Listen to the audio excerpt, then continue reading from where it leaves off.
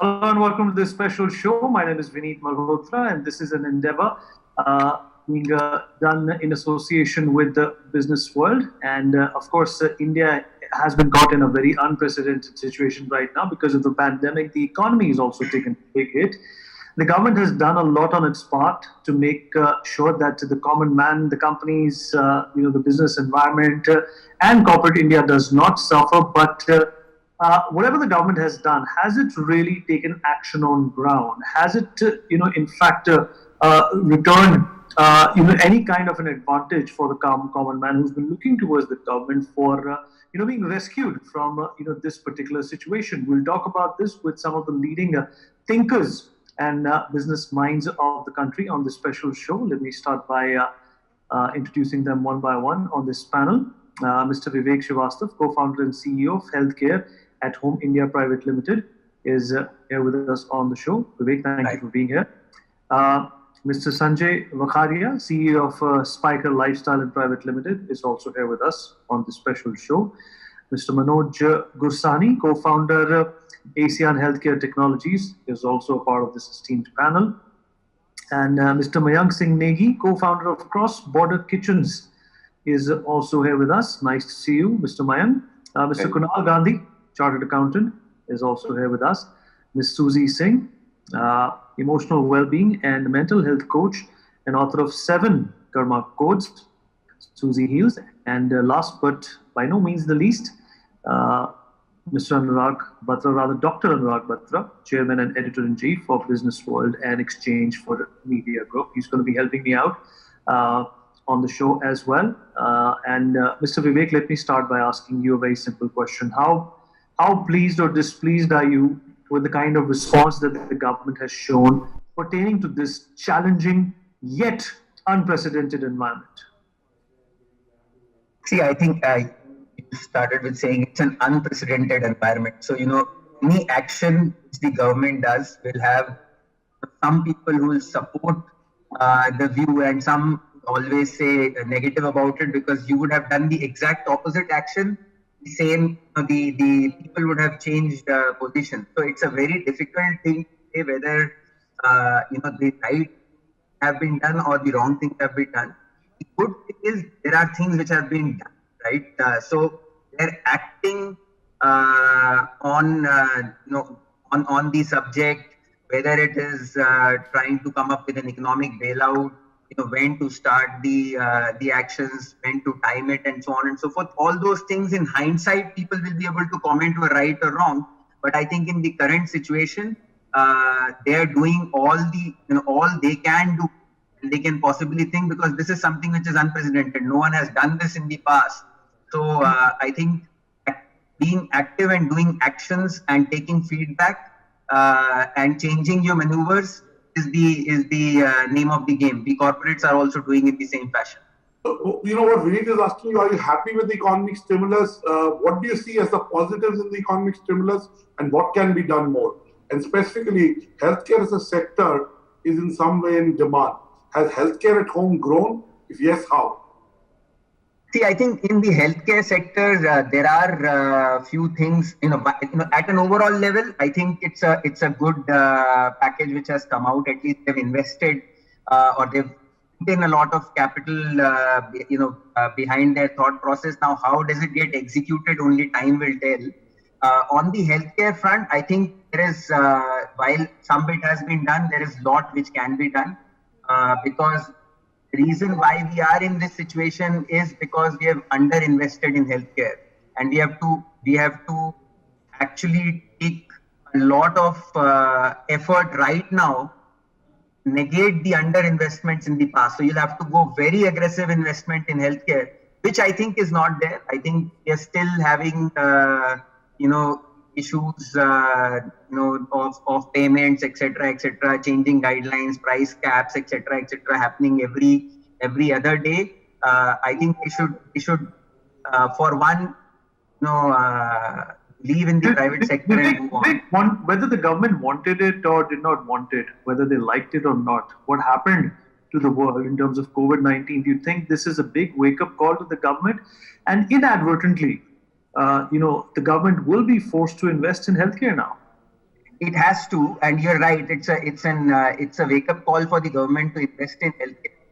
Home care as a sector has benefited to certain extent. Of course, you'll not call a benefit. It is a need of the hour. People are not able to reach to the hospitals, and hence home care is being sought after. I think what we could look for specifically from my perspective, a support from the government on encouraging, and establishing home care as an industry itself, recognizing it, putting the standards in, so that you're able to, reach to the patients who actually are not able to reach the hospitals right now. The number of cardiac patients going on have reduced dramatically. The number of other critical cases, oncology, kidney diseases, all have reduced. These patients are underserved. You have to, they are not going because they are scared.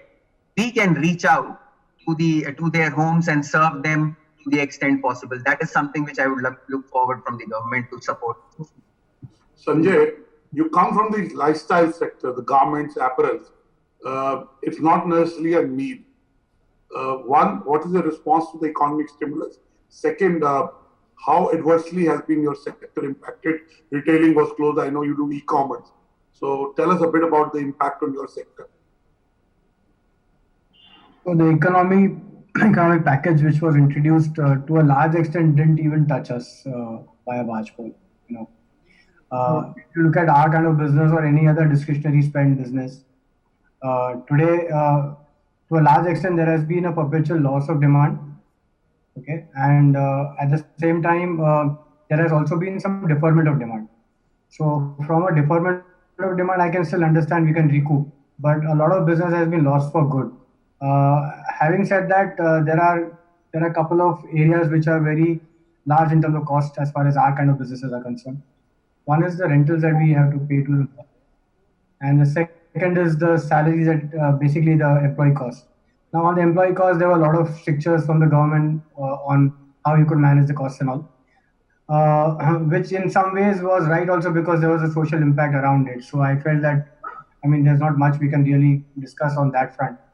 What will hurt us and what is hurting us is that the rentals for businesses which have not happened at all from the time there was a lockdown till now, apart from a few high street stores, there's nothing which has been actually operating. So it's been now 3 months that we've not seen a single rupee come in, and at the same time, you know how business our lifestyle businesses are, which are very, very heavy on inventory.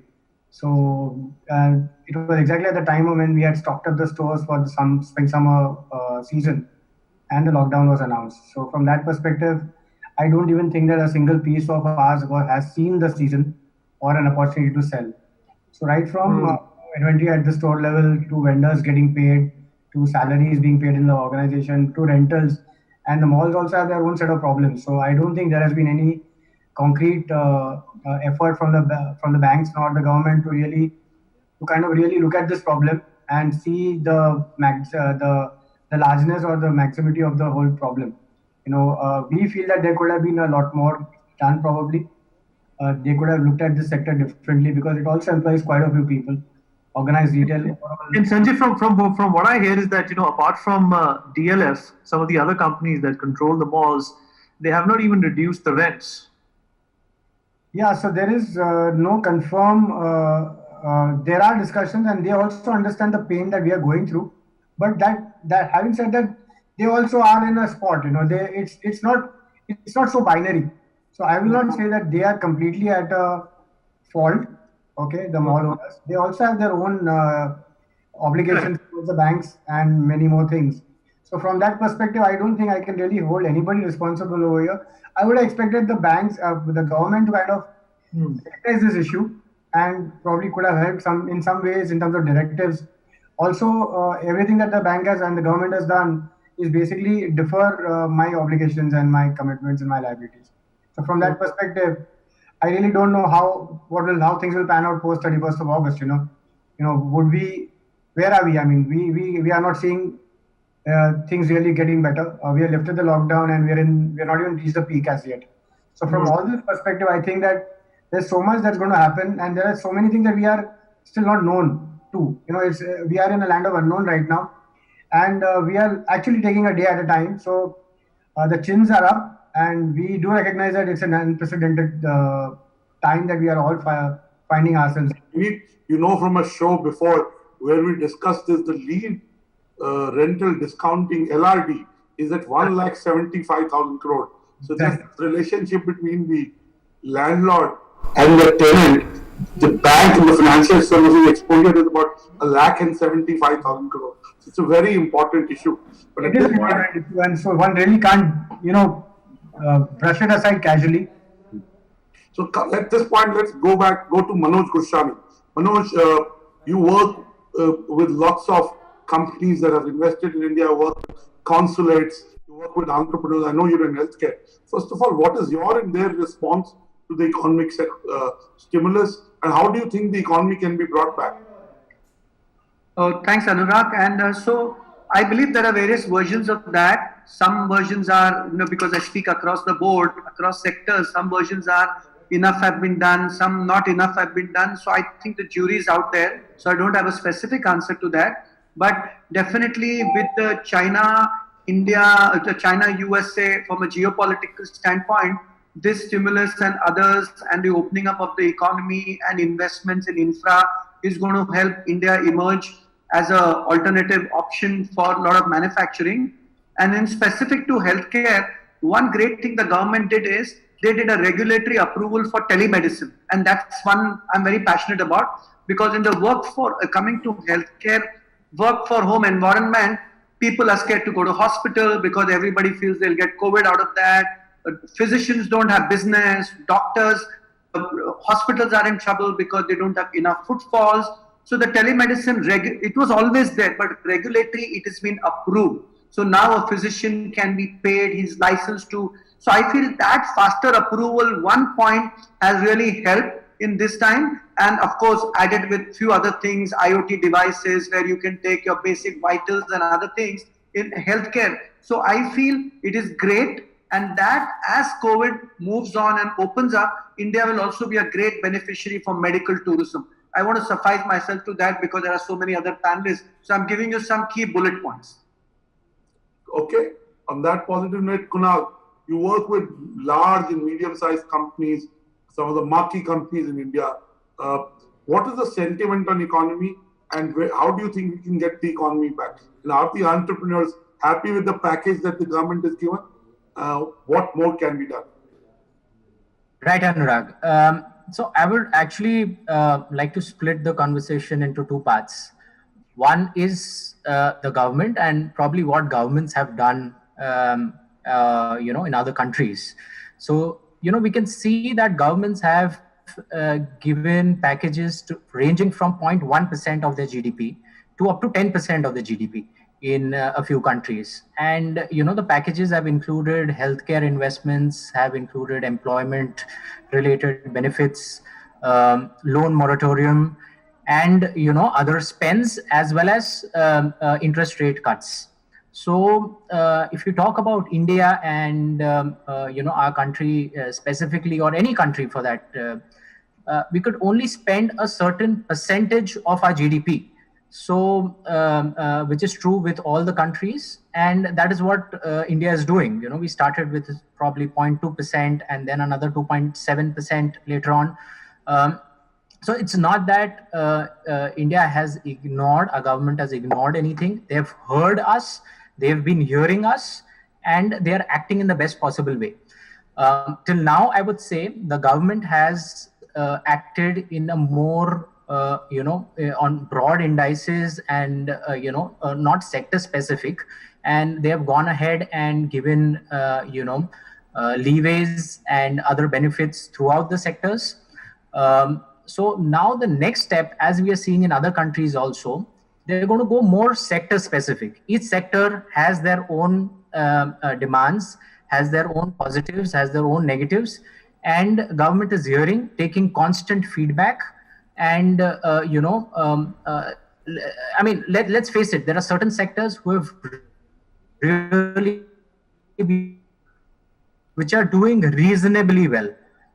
So that is what I could say. And now is the time, I personally believe that, the action must happen more sector specific and addressing specific issues of rent, of labor, other costs to bring it back.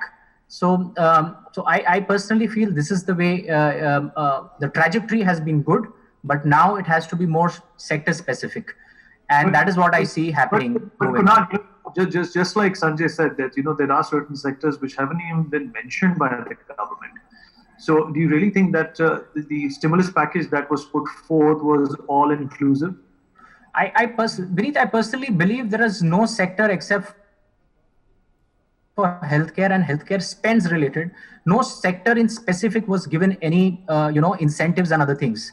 So I believe in times to come, government is hearing, and they are going to act sector specific on micro level issues.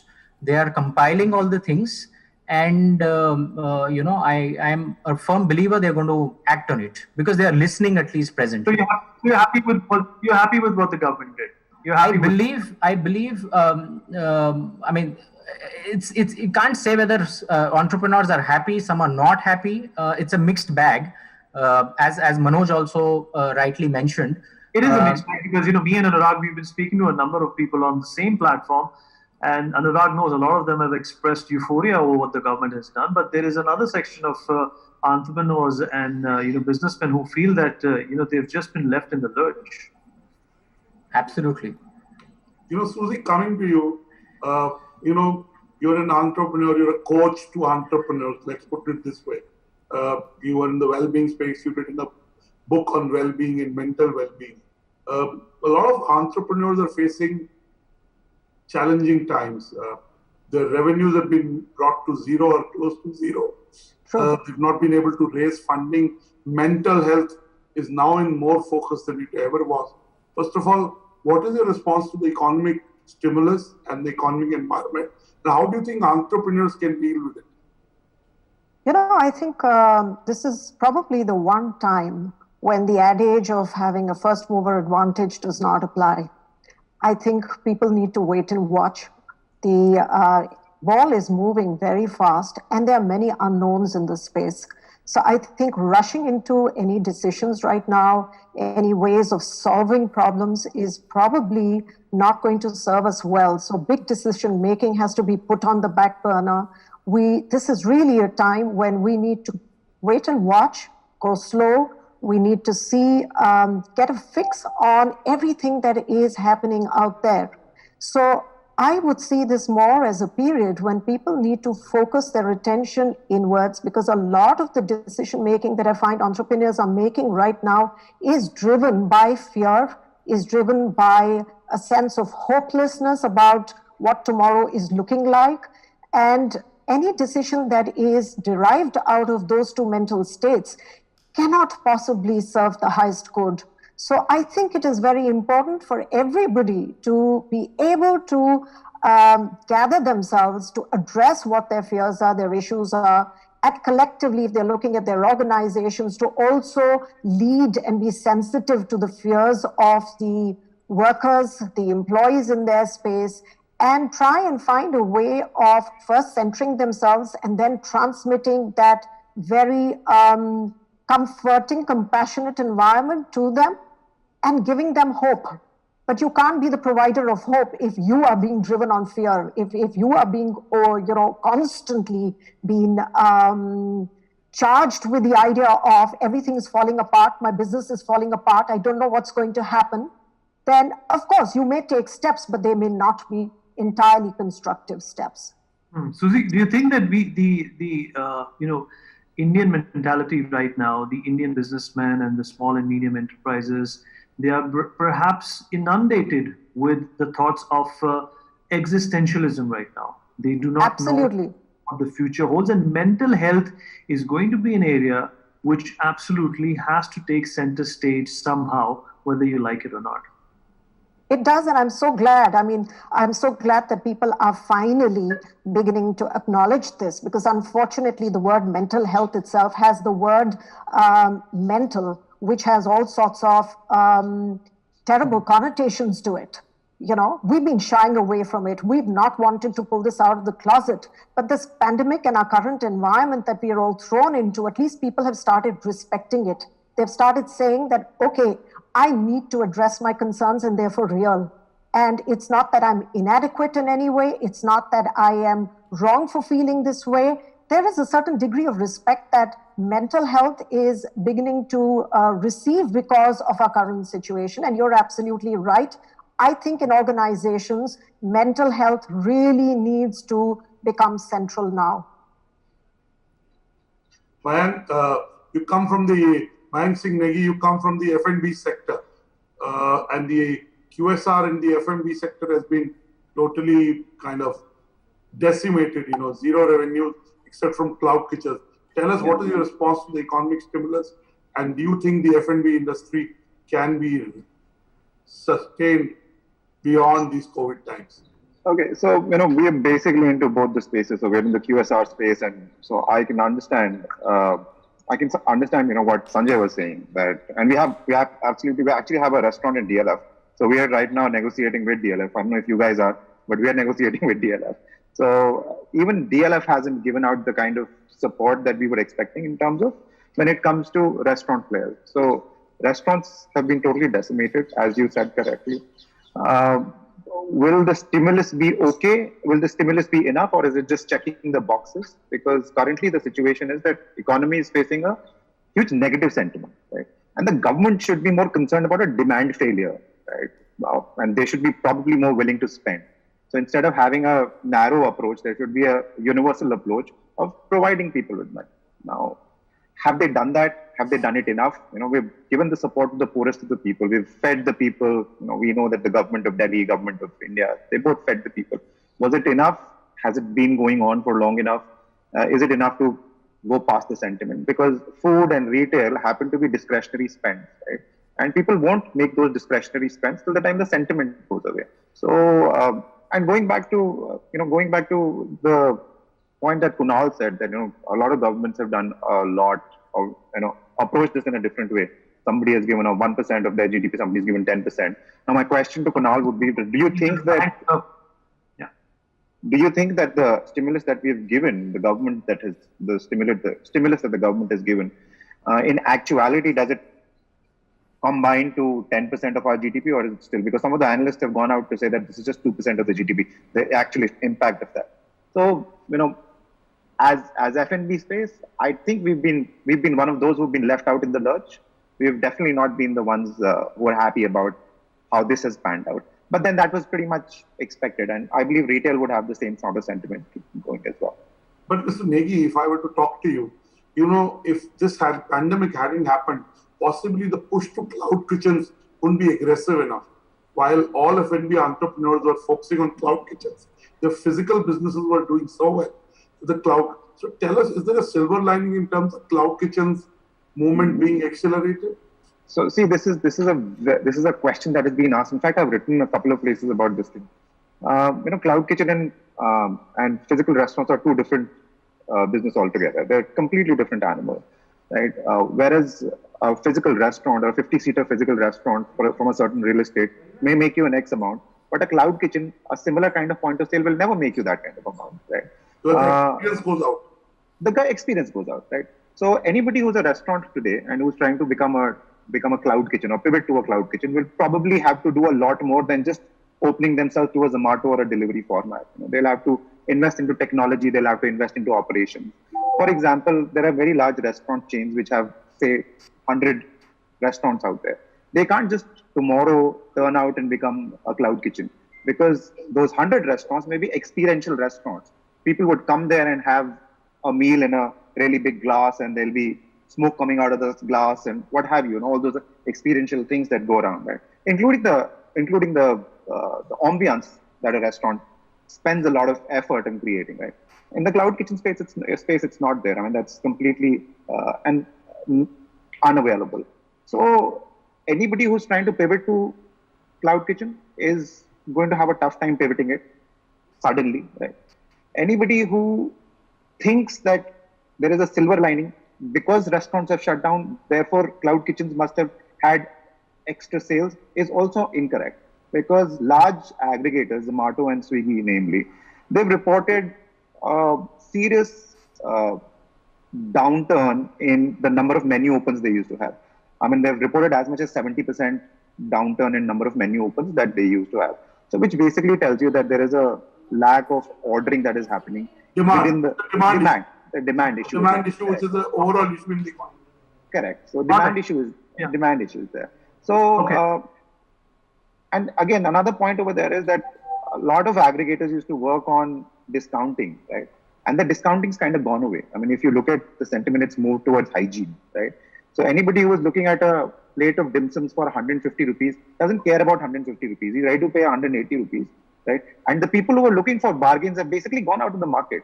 The cohorts that these aggregators used to create to specifically target towards discounting population, they've just become irrelevant now. So what it tells you is that people who are looking for discounting are not in the market. So people who are at the bottom of the pyramid, who are ordering and making the masses of your order volume, they've pretty much gone away. And that's, again, referring towards the sentiment in the industry. So there is a solid negative sentiment over there. A cloud which is hovering above everybody's head, especially service providers and people who want the demand to go up, but it is not happening. What will it take? Forget about what the government can do. What will it take for businesses in India to make sure that demand goes up, because that is the backbone of the Indian economy? So I think people mentioned here that sentiments are government or in way to bring back the demand is the sentiments itself.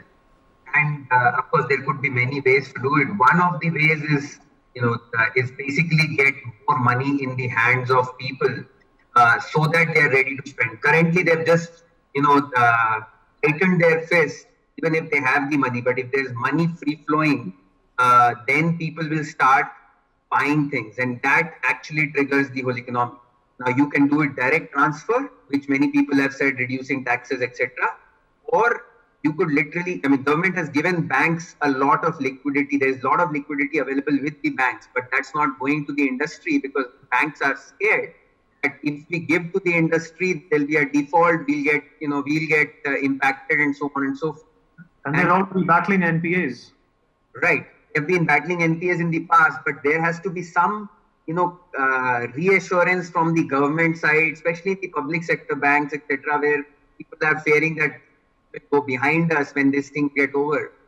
To let them lend to these industries who actually require those money, liquidity. I'm sure, that the retail and other places, while they cannot get the demand and the revenue back, at least they'll have liquidity to take it through till the time the situation normalizes. So money in the hand of the people and liquidity in the hand of industries probably will start getting things back in action. Now, how do you get the demand back? If I may step in, Anurag? Yes, Manoj. So again, I'll take a different optimistic view. Sorry, guys, but the whole thing is the healthcare sector, I believe, in India has come as a silver lining. So two aspects. Anurag spoke about the cloud kitchen. I'll talk about digital transformation happening on the healthcare, and everything is on the cloud. So India IT industry can benefit hugely because I call it the ABCD. Indians are the best in artificial intelligence, blockchain, cloud computing, and data analytics. And I will add an I to that, which is I of healthcare. So, and we have the best architects, engineers, data scientists available globally. So I have seen, because I work closely on these projects, on how global transformation, all healthcare platform going from the prem to cloud is happening. You've seen the valuations of Azure, Microsoft, and other Amazon, AWS servers going. So India, according to me, is at the verge. Whatever Y2K did, it is healthcare time for India to leverage from a healthcare transformation standpoint. That's number one. Another is healthcare startups. And I believe the government has given certain stimulus package to the healthcare startup. And because we have various healthcare startups in terms of whether it's making a ventilator, various other factors of prevention is again going to be a huge thing. And there is a lot of work going on between Israel, India, global aspects. So ultimately today, because it's a common healthcare problem, globally the world is working towards vaccine, which we keep hearing about, other healthcare innovative products. And the last but not the least, India has that alternative Ayurvedic wellness concept. So we're talking about turmeric, curcumin, other aspect which India can package well if it is done well. and actually be, of course, we have seen pharma exports going to, very problematic drugs to US and other case. We could actually gain a lot by doing wellness, Ayurvedic and alternative health products, because way forward, I believe there are pandemic, whatever it goes away or no, whenever everybody's talking about how do we build our immune system. So with that said, I feel we are sitting at a golden time. If leveraged properly and more stimulus given, we can just convert that into a great opportunity. Okay. Kunal, I asked you, how do you get credit back? How do you get demand back? How do you get the sentiment back, get more money flowing in the economy? So I think a few things, which again, most governments globally are exploring, is a reduction of VAT rates. So do you think in India, UK has already put up and they're already analyzing. So that is one of the ways in which, because again, demand is a function of price. So one way to bring the prices down for the consumer could be the reduction of the GST rates. Also some rationalization. For example, Mayank comes from F&B. In F&B, input tax credit of GST is not allowed because they have a specific rate for the output services. So if relief is given there, as it was earlier for a few months, that would be great, for them. Similarly, in real estate, they don't get input tax credit of the GST that they pay on steel, cement, other inputs. So I would say not necessarily reduction in, say, the rate from 18% to 9% or something like that, but a lot of these rationalizations which can be passed on to the consumers. Because I personally believe that. What about oil prices? Crude oil has been at its cheapest. Right, of course. So that's altogether, a debate we can have for oil prices. But presently, I would say the state governments are, collecting most of the taxes through these, through the oil prices. So we are constantly seeing the oil prices, the petrol prices at the pumps increasing, and that's mainly on account of these indirect taxes, because the crude, the petrol remains with the state government and not the central government for the taxability, and they are increasing the taxes on that in order to recoup and meet their budgets. So yeah, that is costing the consumer right now presently, and it will be very good if things come back in action, that they start reducing the taxes thereon and give the benefit of the lower crude prices to the consumers.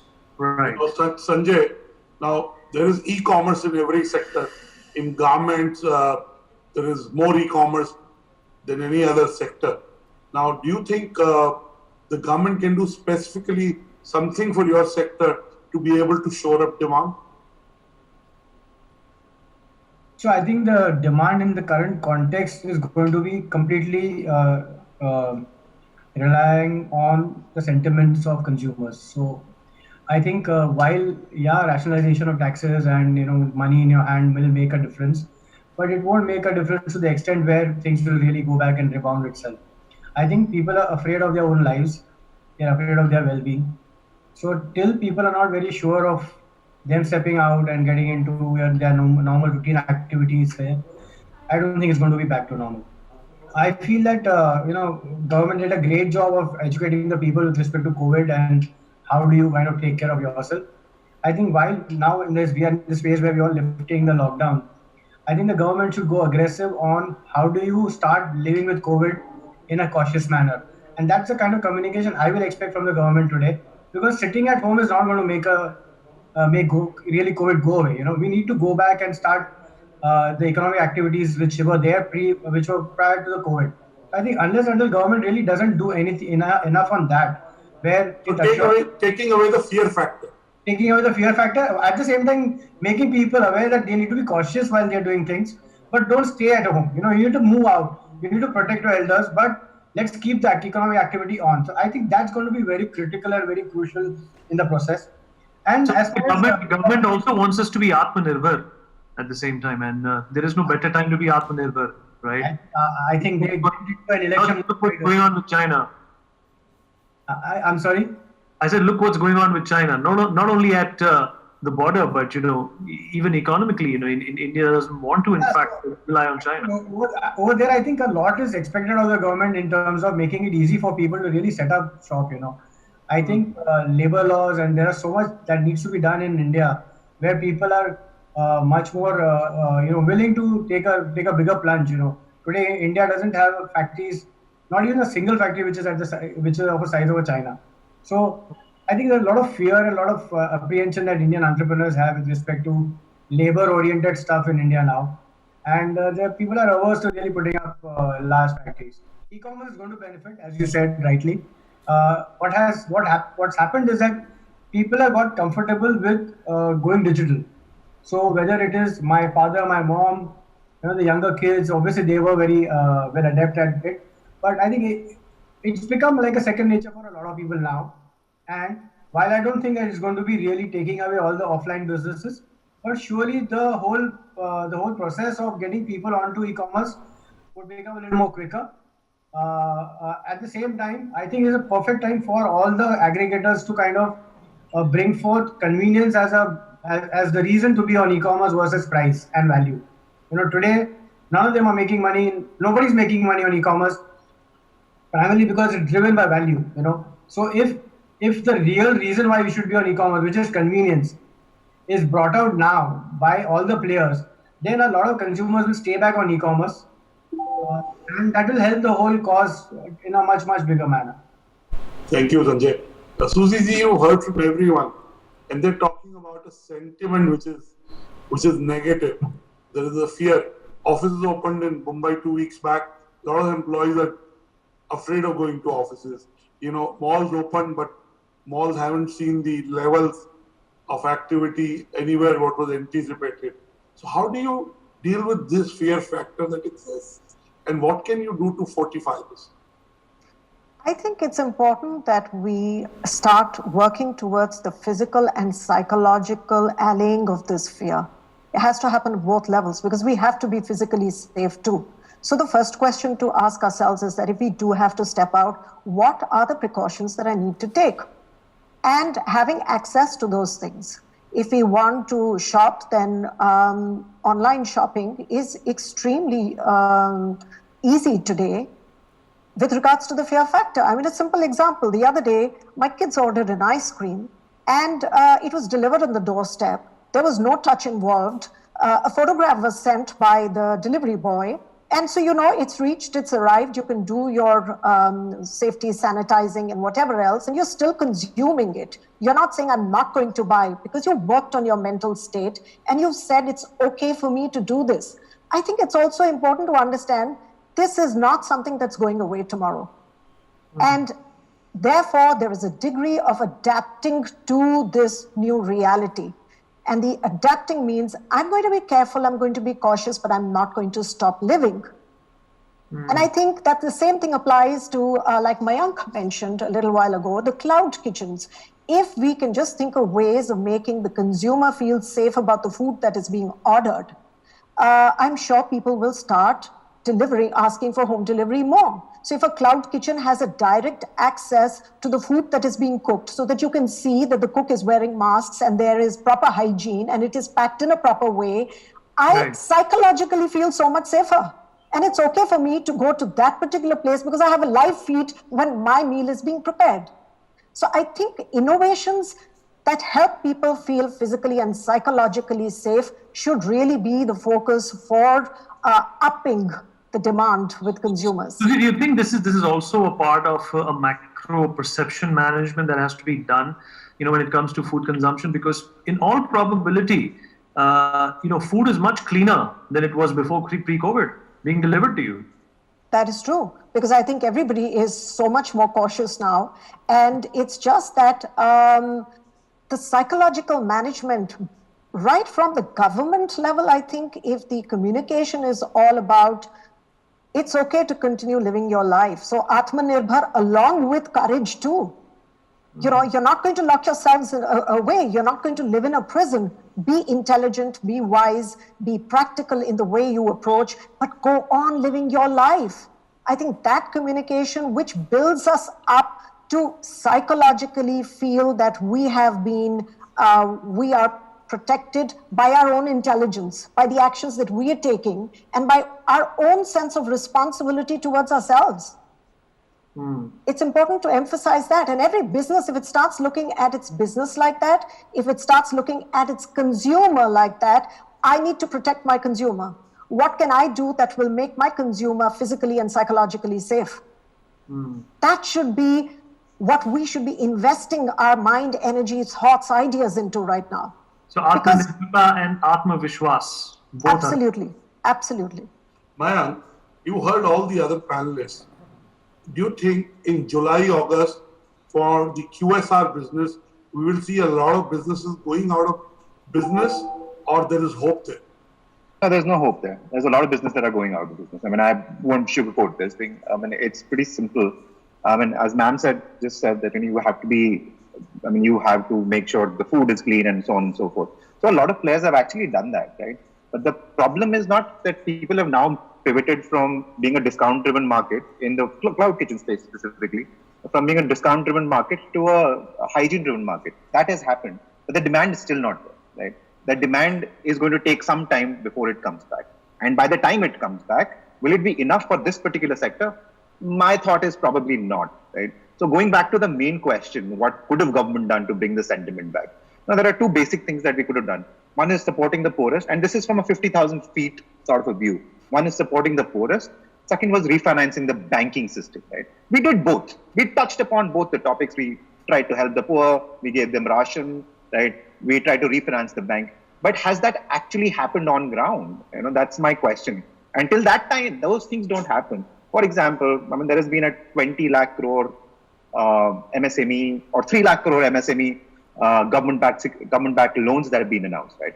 Now, from last reports that I've heard, there's only 5% of that has been dispersed. Private banks are just not taking the bait, and they're not giving out any sorts of loans to the MSMEs, right? So that's a blockage, right? Now, is that going to happen?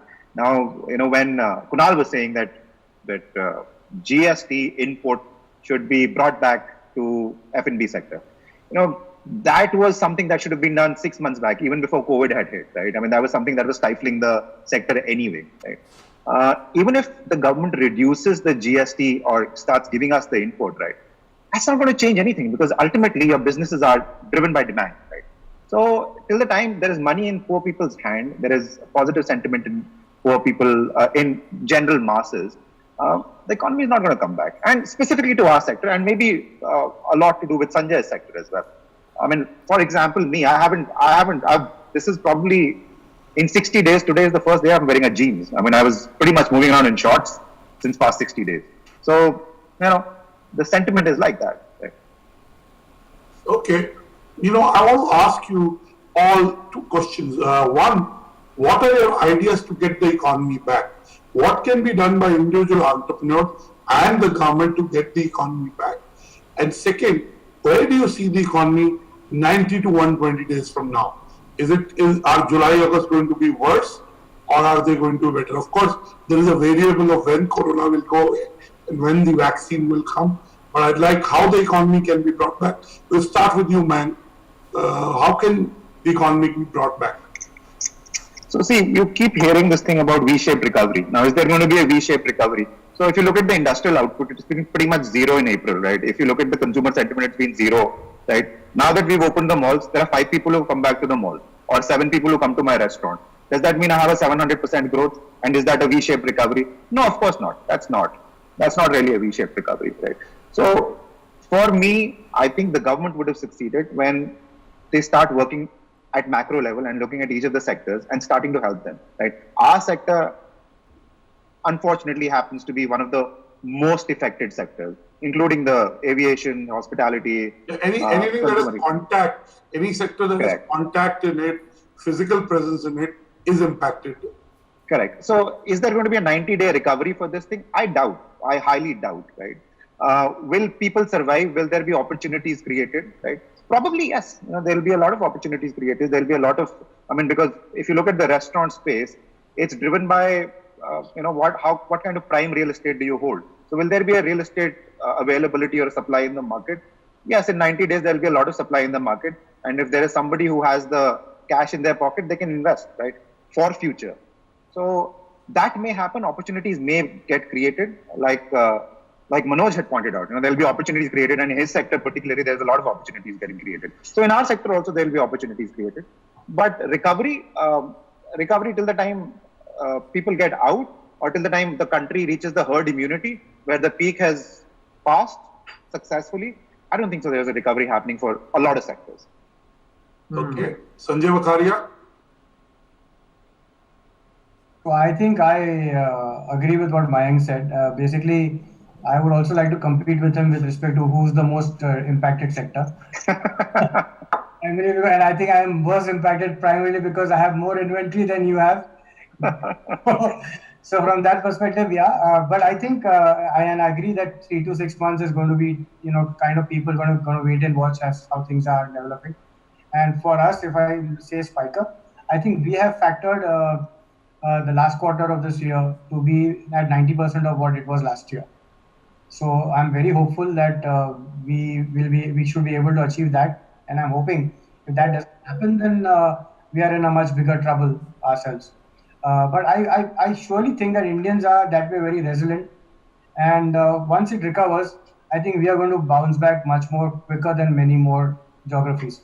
Sanjay, I agree with you that Indians are resilient, and in the next 12 to 18 months, we will definitely be better. And I want to make this prediction, and I know it's 20 years from now, and I'm sure in 2040, we will be ahead of China. I want to say this, and we'll someday discuss that. I want to come to you, Kunal. What are the things that entrepreneurs are doing to make sure they stay competitive in this, and where will the economy be in 90 to 120 days? So I'm an optimist. I personally believe it's only going to be positive from now on. We have hit the lower circuit or the base, and now we're going to improve in every sector from here, and which is evident even from the feelers and other things that we are seeing in June in every sector.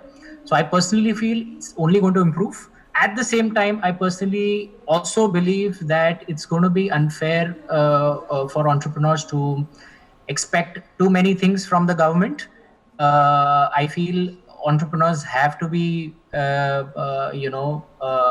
nimble-footed, fleet-footed. They have to start adapting. They have to start moving. They have to start communicating to their consumers, build the trust in the process. So it's going to be a collective thing. The government definitely is listening. Keep representing to them in a proper manner, saying clearly that these are the factors which will bring back the demand, because that is exactly what the government also wants. And at the same time, take responsibility of moving the business forward also. So I personally feel we are going to move forward, and things are going to be much better 90 to 120 days ahead. We have hit the base, and there is definitely going to be improvement, but all of us have to collectively do it and not push it all on the government. It's not going to be fair to do that. Vivek Srivastava? So I am also an optimist like Kunal is. I believe that many of the sectors, and I think Mayank and Sanjay's sectors are a little far off, but I think many of the sectors come back Diwali time. Diwali is on 14 November. That's 5 months away. Right, which is about, so 90 days to 120 days period is what you asked. So in that time frame, I think sectors will come back to, I think healthcare hospitals for non-COVID business have been impacted. Our non-COVID business has been impacted. That will also come back. And again, completely agree with Kunal there that we'll have to take our destiny in our hand. I mean, I'm sure there's some sectors where you can't do much, but everyone would try and change the business model like we did. You talked about entrepreneurs, right? We are living that life on a daily basis. Whatever services which we were doing in our business took a hit, right? So physiotherapy, etc. However, there was a lot of opportunity which came in because of some of the services that were non-existent, right? So people for employee support services or COVID-related a lot of services, helping augment the capacities of the hospitals as well as the government. So you'll have to actually be every day thinking, "Aaj main kya naya kar दूं?" So that I am able to capture some part which is readily available today. Right? Whatever will happen later is later. But आज मुझे अपनी गाड़ी चलाने के लिए, what should I do to be able to survive today? So entrepreneurs have to be thinking about survival in the short term and hence build value in the medium and long term. That's right. Manoj Gulshani, your final comments? Final comments again. I echo everybody's viewpoint. Optimism is there. Obviously, we'll see what pans out. I can't say 3 to 6 months, but a couple of steps if they are taken by the government. I'll just give a quick example of Vietnam.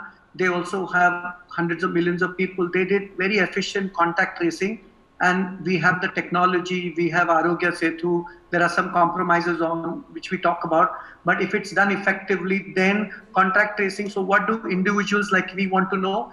Now we need to go with a mask, sanitizer, all those hygiene system, and we can't sit at home anymore. And if the government talks about transparency, healthcare, given immunity build-up and contact tracing, so we know we can contact and trace and back, that will give more confidence. More confidence, people will move out, spend. Everybody else has mentioned about that. I don't want to repeat. So I'm optimistic that people are getting grips of that and saying, how much can you sit at home? Let's start moving. Let's be safe. Let's protect ourselves and let life go on. So the mental well-being in today's time becomes center stage. If you can give yourself hope, you can possibly build something. What do you have to say to the entrepreneurs and people watching this show? So I have a simple belief that whenever there is a calamity, there are two types of people. They are the survivors and they are the thrivers. So if you've been in a shipwreck, you're going to either be on the island, worrying about where to get your food and how to survive, or you're going to set up a rocking coconut business. The idea is acclimatize and adapt. You got to decide whether you want to be the survivor or the thriver. And like Manoj said, there are so many opportunities where you can thrive. So I'm going to urge everybody that get out of the survival mentality, focus on it in the initial phase. Once you've gathered yourself, once you've reflected, once you've been patient enough, wise enough to observe everything, and you've got your ideas together for how to adapt to the new normal, please go out and implement them, because life needs to go on and you all need to rock it. So I'm going to suggest to all of the entrepreneurs out of there that please focus on your mental health, focus on the key issues at hand, deal with the challenges, become Atmanirbhar and Atma Vishwas, as Vineet mentioned. Please embody that into yourselves.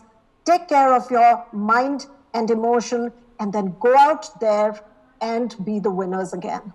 So when life gives you lemons, you make a lemonade. That's absolutely right. Right. We still have a minute left. Anurag, I also want to know from you, where do you think we will be in the next 90 to 120 days?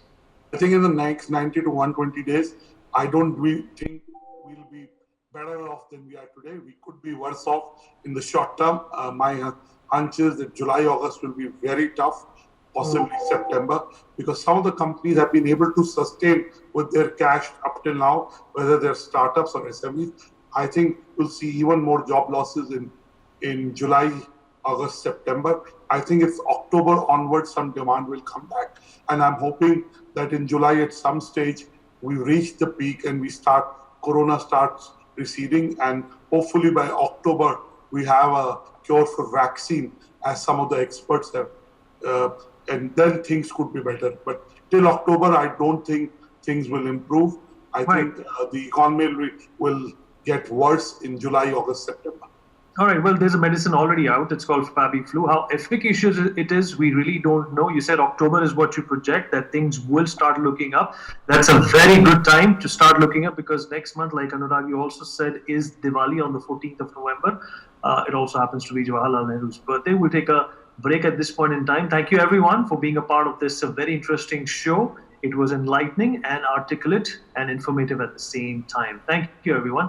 For more such videos, subscribe to the NewsX YouTube channel, hit the bell icon.